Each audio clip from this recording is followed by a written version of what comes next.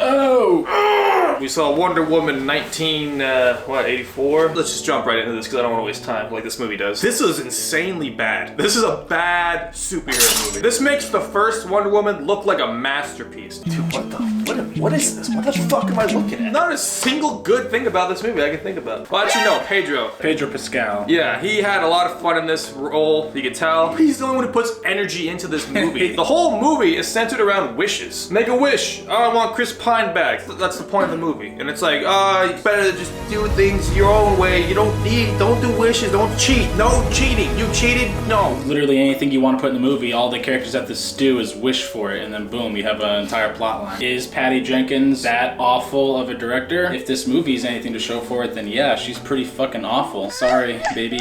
The movie's so long for no fucking reason. Feels like you're watching it for the entire day. The whole setting, it's in the 80s, that lasts in your brain for about 10 minutes. The action is, it's not shaky, which is cool. It's not cut a lot, which is nice, but it's so boring. Wonder Woman's doing the same action scenes that she's been doing for every other movie she's been in. It's so bloated in the most boring, stupid way possible. Gal Gadot, sorry, you want to say something? No.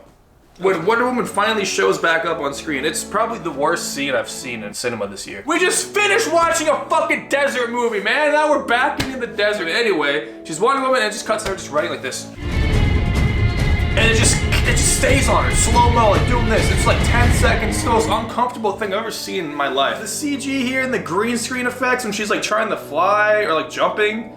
Dude. Literally like they're copied and pasted and then rotated and then moved on the screen. Like what we do. It's so fucked what we could do here. I couldn't believe that this movie with probably over $150 million budget was doing things that frame rate does. And we do this shit for free. We don't even ask you guys to pay the other villain, Cheetah, right? Played by fucking, what's her fucking name, I don't know, Ghostbuster Girl. They go for like a Jamie, like Electro kind of thing. She's got like a loser. Her switch is even worse than Jamie Foxx's. They're fighting, it lasted about 30 seconds. And again, the most flaccid, the most boring final fight I think I've seen in a superhero movie. I'd rather watch Shazam's fucking climax than this, because at least there was like fights going on. Oh, that was fun. It just hit me. There's so much poor editing decisions here too. So much so that it took me out of the movie and I had to laugh out loud. Focuses on Gal Gadot so much where I become uncomfortable. Not because like she's a very pretty woman, but like she'll be like looking at the camera, but they just leave the whole take in there where she just... You should have cut that 5 seconds ago. It feels like a movie that no one said no to in any aspect. Can we do this? Sure. What, does this sound like a good idea? Yeah, totally. Oh, Wonder Woman World War I. That's really interesting. What's the sequel? 1984. Like, what the fuck? Well, how do you do that? Who comes up with this shit? Everyone makes wishes, and then she has to deal with it. What the fuck? I feel like this whole movie was created and written during like a super hardcore wine and cheese night. Oh, that's great, Sandra. Yeah. If you're a Wonder Woman fan, I don't see you liking this. The whole movie, she's like, I don't want to do it. I don't want to do this for 2 hours. At no point did I ever really feel heroism in her actions. She was just like this love-sappy, sad girl who couldn't let go of the past. She's like Tom Holland. She just couldn't get over Tony Stark. They gave her that kind of character arc. And you can argue with us like, oh, well, that's her arc. Moved on at the end.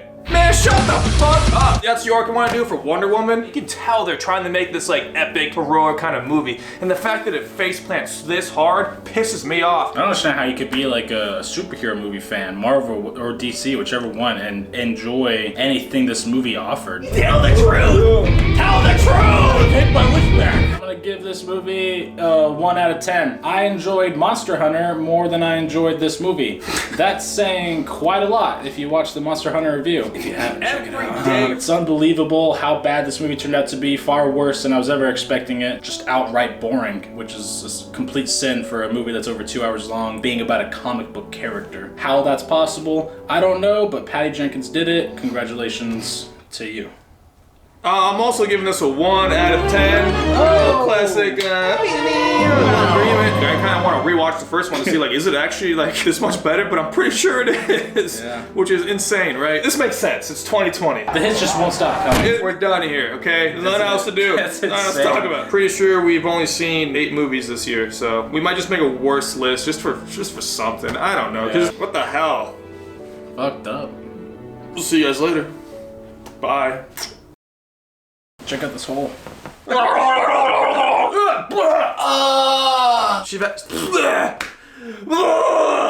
Ice cream truck? Yeah.